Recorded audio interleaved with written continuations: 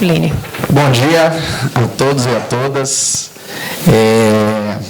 Antes de começar a falar propriamente do tema, fazer alguns preâmbulos, pequenos preâmbulos. Ano passado, eu fui numa reunião do RT que me convidaram para falar também, ainda quando a Baiana estava no Rio Vermelho. Eu ainda brinquei, eu fiz assim, eu me sinto à vontade aqui na Revolução Tricolor, principalmente com o nome de Lenin, né? Então, é algo que me deixa muito tranquilo de estar aqui para falar.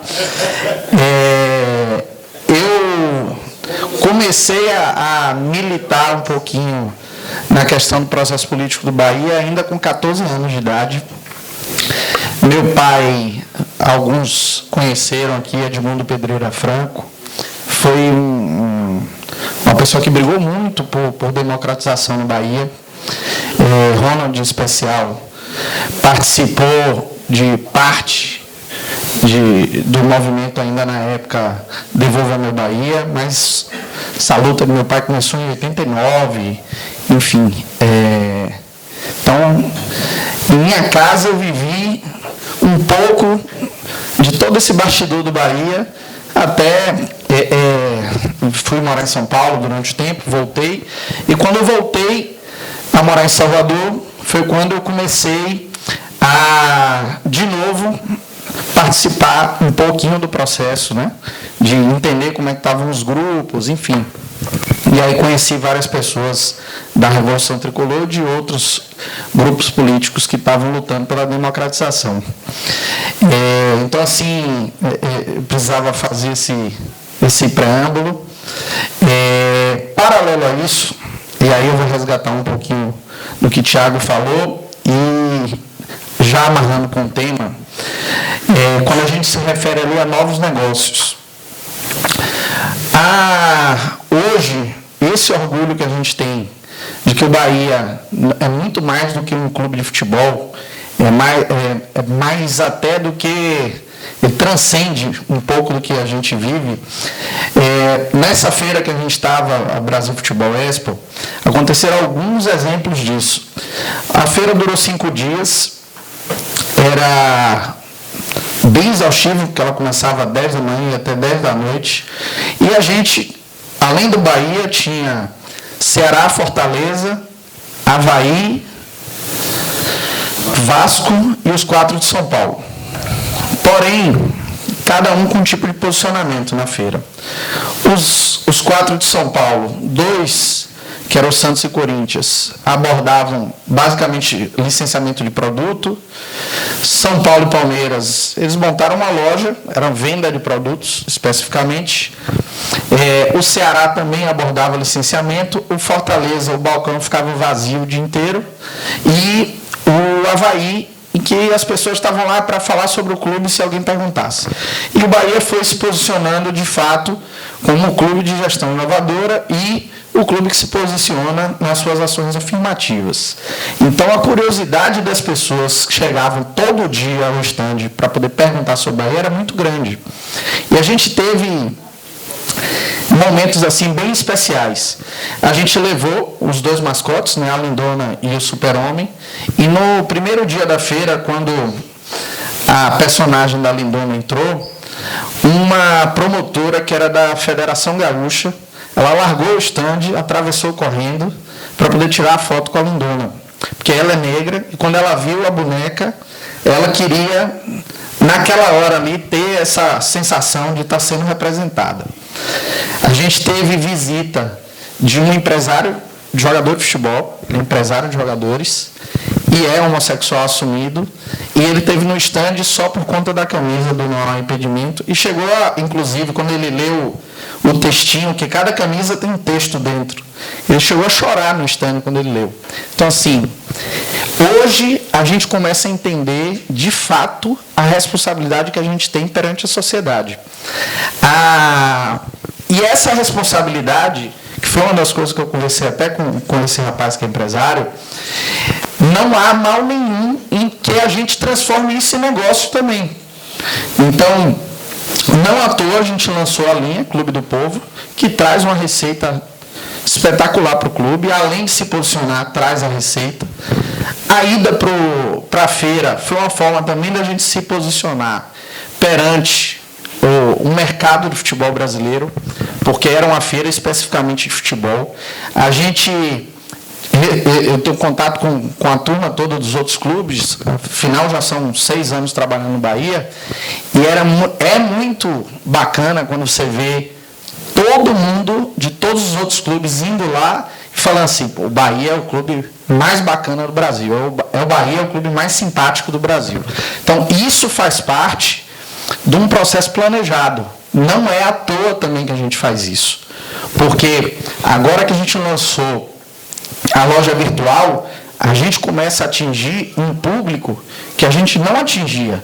Não é o torcedor do Bahia que mora em São Paulo ou que mora no Acre. É o torcedor de outro clube que hoje se orgulha em ver que o Bahia toma posições e, de fato, na hora que ele compra uma camisa, ele está gerando receita para o Bahia, mas ele se sente representado por uma questão de posicionamento na vida dele. Então, a gente viu isso muito lá e confirma a tese que a gente tem hoje de que, além de trabalhar internamente o Bahia com o seu crescimento, aumento de receitas, tudo isso que a gente já está cansado de ouvir, é posicionar o Bahia também como o segundo time de muita gente que nunca teve nenhuma relação com o Bahia. Não tem parente, não tem amigo, mas hoje olha para o Bahia e diz, pô, o Bahia, com perdão da expressão, o Bahia é foda, o Bahia é diferente. Então, isso é parte do nosso processo de geração de novos negócios. Quando a gente sai um pouquinho das receitas tradicionais, que são bilheteria, venda de jogadores, transmissão, direito de transmissão, todas essas receitas, elas possuem pouca elasticidade. O que é que eu estou querendo dizer? O direito de transmissão, a Globo, ou seja, quem for pagar, não vai pagar mais ou muito mais do que está sendo negociado na maioria dos clubes. Quando você vai para a bilheteria, você tem uma limitação também por conta do tamanho do estádio. O programa de sócio, não. O programa de sócio nos permite uma elasticidade maior. Não à toa, a gente tinha, em janeiro de 2018, cerca de 14 mil sócios, e hoje a gente está aí chegando aos 42 mil, e ainda com potencial de dar uma crescida. Patrocínio é outra área que a elasticidade é muito pouca. Às vezes eu vejo gente falando assim, o patrocínio do Bahia é X milhões, o Bahia vale muito mais. Eu não tenho nem dúvida que o Bahia vale muito mais. O Bahia, no contrato da Caixa Econômica, eram 20 clubes patrocinados pela Caixa. O Bahia era o clube de maior retorno de mídia versus investimento. Significa que para cada real que a Caixa Econômica pagava o Bahia devolvia a eles em mídia 13 vezes.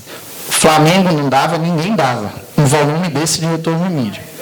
Então o Bahia consegue hoje ter credibilidade no mercado justamente porque a gente consegue comprovar esse tipo de ação. Só que, como eu falei anteriormente, essas receitas não lhe dão tanta elasticidade. Então, o que é que a gente passou a pensar e a estudar? Existe um PIB Bahia, que é tudo que gera dinheiro com o nome do Bahia, mas que o Bahia, às vezes, nem ganha. Por exemplo, quando passam um jogo do Bahia na televisão, quantos e quantos bares de Salvador passam esse jogo? E esses bares lucram com o jogo. E o que é que o Bahia ganha com isso? Zero. Então, hoje, o entendimento da gente é, dentro desse PIB, tentar arrumar maneiras de chegar em cada negócio desse e atrair o dinheiro, que é um dinheiro novo, porque o Bahia não tinha esse dinheiro. Então, como é que a gente pode chegar? E aí a gente passa para um estudo socioeconômico da população, entender o que no dia a dia de cada cidadão a gente pode ter o Bahia ganhando, nem que seja R$1, em cima de cada coisa que ele precisa. E aí um exemplo disso é o Esquadrão Celular que a gente lançou essa semana. 70% da população na Bahia usa pré-pago. Então hoje, com a possibilidade do cara fazer uma portabilidade para o Esquadrão Celular, ele mantém o número dele, mas o Bahia passa a gerar uma receita toda vez que ele bota crédito do celular. E é um dinheiro novo, que a gente não sabe o tamanho que pode atingir. Porque isso pode atingir a Bahia toda, o Brasil, torcedor que mora em qualquer lugar do Brasil, e vai ativar o chip dele lá do Bahia, fazer recarga. Então isso é um exemplo de como a gente precisa buscar novas receitas. O próprio Fantasy Game, o Barril Dobrado, eu particularmente não tenho hábito de joguinho nem nada. Passei até agora por causa do meu filho. Agora, quando a gente começou a testar o Barril Dobrado, a gente já nos testes começou a sentir o quanto que ia gerar de engajamento. Porque ainda na fase de teste, as pessoas já estavam querendo comprar crédito para poder terminar a pergunta. Então, isso é uma receita nova que o Bahia não tinha. A gente começa agora a perceber outro movimento, que é, por exemplo, o movimento de bancarização. Muita gente não tem conta corrente, por vários motivos. E, aliado a isso, começa um processo agora de lançamento de contas digitais, né? Então, você pega, o Banco Inter já faz com São Paulo, o BS2 com o Flamengo, com os outros clubes que ele representa, e outras instituições bancárias estão começando a fazer também esse tipo de ação, como tem o Nubank e tal. Então, hoje, uma das partes do nosso planejamento é tentar entender esse negócio de bancarização e ver de que maneira o Bahia consegue se encaixar. Porque nesse modelo também de bancarização, a gente entende que há maneiras que o Bahia vai conseguir alavancar receitas. Como a gente sabe que na TV a gente não vai ganhar a mesma coisa que o Flamengo ganha, ou que os outros ganham, esse é o modelo hoje estabelecido dentro do Bahia. É de buscar essas outras operações e que a gente consiga levantar receita e começar a se equiparar aos clubes do primeiro bloco. E aí, voltando um pouquinho para a questão das ações afirmativas, a gente tem visto, não só nessa questão de lançamento de produtos, mas como a credibilidade no mercado que a gente vem gerando junto a isso pode nos colocar em outro patamar. Na campanha do Dia dos Pais, a gente lançou um vídeo e 2 dias depois, mais ou menos, a Casas Bahia lançou um vídeo dela institucional. Por uma coincidência, era temas, abordagens parecidas. E a agência que cuida da Casas Bahia em São Paulo, a Yang, nos procurou. Só queria falar com Bahia, porque a gente viu o vídeo de vocês, tem um pouco a ver com a gente e tal, com o vídeo que a gente lançou, a gente queria bater um papo. E aí, começamos uma conversa com Casas Bahia, e a princípio era basicamente fazer uma interação de rede social. Eles iam citar o Bahia no Twitter, o Bahia responder e caminharia dessa maneira. Conversamos e, obviamente, a gente já esperava que fosse gerar um frisson absurdo em rede social. Casas Bahia, acho que há muitos anos, muita gente fala, pô, por que Casas Bahia não patrocina o Bahia? Mesmo nome, mesmas cores. Tudo isso todo mundo sempre pensou. Mas de que maneira se aproximar? E aí é o momento que a gente entende que uma ação afirmativa pode gerar um negócio no futuro. Então, fechamos com as Casas Bahia uma ação que já iria acontecer. A gente tinha organizado junto ao Premier e com o Palmeiras uma ação do Dia dos Pais, em que as crianças que entrariam em campo, o jogador tiraria a camisa para dar de presente à criança para ela dar ao pai. Isso já iria acontecer, independente do acordo com Casas Bahia. E aí eu propus a eles, por que vocês não aproveitam essa ação, que vai gerar visibilidade grande, porque é uma ação que está alinhada, inclusive, com a Globo, por conta do Premier. E vamos botar a marca da Casas Bahia na camisa, vamos experimentar. Vocês vão conseguir perceber o tamanho do engajamento do torcedor do Bahia. Eles toparam a ideia, e quando a gente começou a execução, aí ela me perguntou, quanto é que vai custar essa ação? Eu disse, vai custar o valor de pintar, botar na camisa. A gente não vai cobrar por isso. E aí vocês podem dizer, pô, por que não vai cobrar uma ação dessa? Porque toda relação comercial precisa envolver dinheiro, mas uma relação comercial que está começando por uma ação social precisa ter primeiro sentido social e não econômico. Óbvio que isso pode virar um motivo econômico na frente. Como a gente tem mantido conversas, e se evoluir, ótimo. Seria, como a gente fala, seria um case de como uma ação social gerou um grande negócio econômico para o clube. Mas é um exemplo e um caminho que a gente vem traçando para que, de fato, a gente saia apenas do termo que o pessoal gosta de usar, né, Tiago, lacração. Sair da lacração e ir para a coisa de fato gerar um ganho econômico. Então,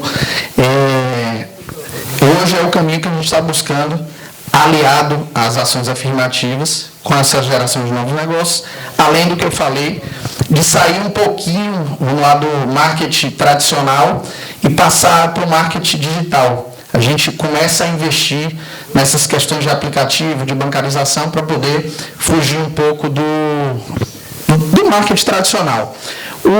Ontem a gente fechou a negociação com a Credicesta. Então, Bahia hoje tem seu uniforme praticamente tomado, já nos espaços comerciais, a gente já está com todos negociados, conversando algumas renovações já para o ano que vem, de quem está terminando o contrato. Para a gente é muito bom, porque dá uma segurança de você trabalhar com contratos de períodos mais longos. A gente já vem aí, por exemplo, com a Canaã, que já está no Bahia desde 2014, e aí é algo bacana também da gente entender, como, por exemplo, um patrocínio que começou como um favor, porque na época foi um favor. O Bahia vivia uma situação bem delicada quando a gente entrou ali no meio de 2013 para 2014, mas que rapidamente ele entendeu que não era só favor, que aquilo dava retorno para a empresa dele e vem mantendo isso até hoje. A gente tem uma coisa também que a gente comentou ontem, que é bem bacana e fez parte também de maneira intencional no nosso planejamento, é de começar a trabalhar com empresas regionais. Por quê? Porque em várias reuniões que eu já fiz em São Paulo com empresas multinacionais, eles não enxergam o Bahia como um grande clube. Enxergam o Bahia como mais um clube. Eu escutei uma vez de um empresário que ele fez assim: quando você chega aqui com Bahia, eu acho legal, mas eu só acho legal. Agora, se você chegasse aqui com Bahia, com Ceará, com Fortaleza, com Sport, com Vitória, aí sim eu vou enxergar como negócio, porque aí eu me posiciono para o Nordeste. Então, a gente ainda tem essa dificuldade, porque as grandes empresas não encaram um único clube como posicionamento. Eles preferem se posicionar para o bloco que é a região Nordeste. Então, isso dificulta com que a gente atraia investimentos dessas empresas, mas, ao mesmo tempo, na hora que a gente começa a fortalecer, hoje a gente tem VaptBlue, Promédica, Canaã, Bular, Brujão, Credicesta.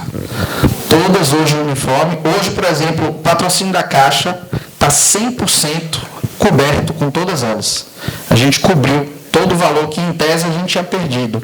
E você pega equipes, por exemplo, como o Santos, que é segundo lugar do campeonato, um time que briga pelo título e não tem um patrocinador, porque tem essa dificuldade no mercado e de entender que não é a gente que escolhe o valor do clube. Quem escolhe o valor do clube é o mercado.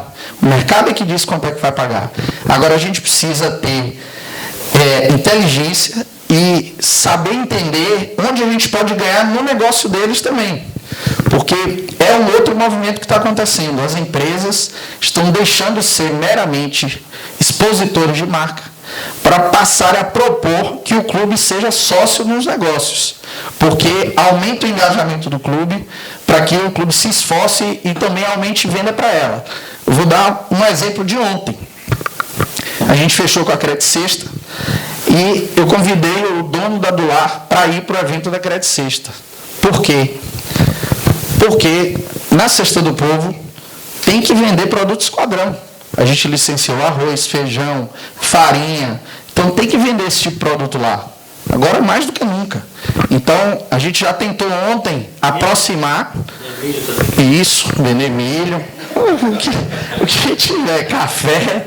Então a gente tem que aproximar, porque à medida que a cesta do povo comece a comprar em grande quantidade os produtos Esquadrão, vai começar a gerar mais royalties para o Bahia também. Então, e a gente ao mesmo tempo está ajudando a doar a também ganhar dinheiro. Então, é um ciclo virtuoso que, de fato, todo mundo começa a ganhar. Então, é por esse caminho que a gente está buscando melhorar as receitas, fora a marca Esquadrão, que a gente tem um monte de novidade também por vir, como lançamento de coleção no final do ano. E era a palavrinha que eu queria deixar com vocês e daqui a pouco tirar as dúvidas aí sobre novas questões.